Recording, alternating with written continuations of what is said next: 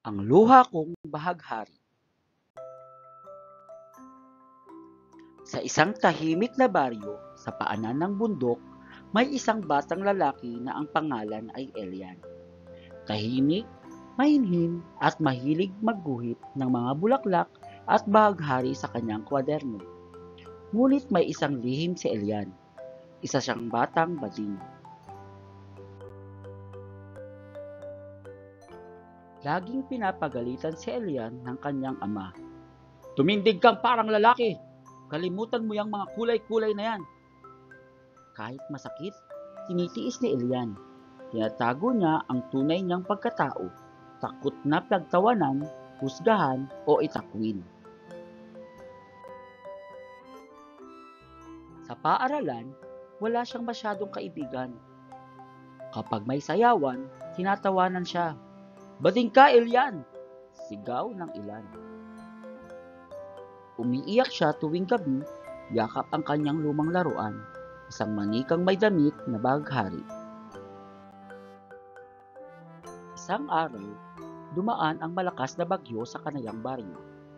Gumuho ang tulay. Natrap ang ilang matatanda sa ilog.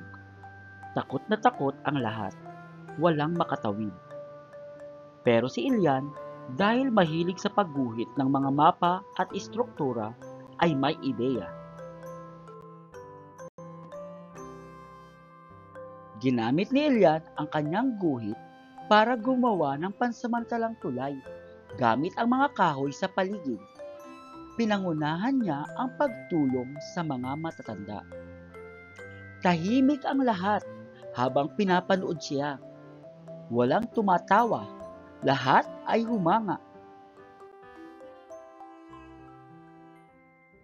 Pagkatapos ng bagyo, pinuri si Elian ng kapitan ng barangay.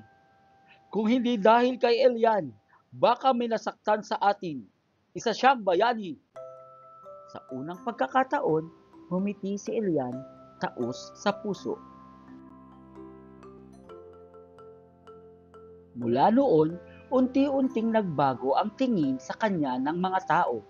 Si Elian pa rin ang mahilig sa kulay, sa singing at sa kabaitan. At sa isang programa sa paaralan, inialay ni Elian ang kanyang tula. Ang luha ko'y dati itinatago, ngayoy bahaghari sa langit na bago.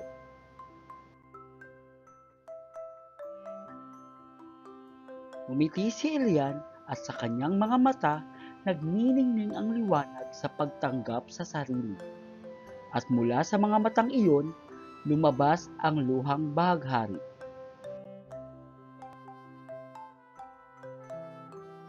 Sagutin natin ang mga tanong. Una, sino ang pangunahing tauhan sa kwento? Pangalawa, bakit itinago ni Elian ang kanyang sarili? Pangatlo, ano ang nangyaring nagbago sa pananaw ng mga tao kay Elian? Pang-apat, ano ang mensahe ng kwento?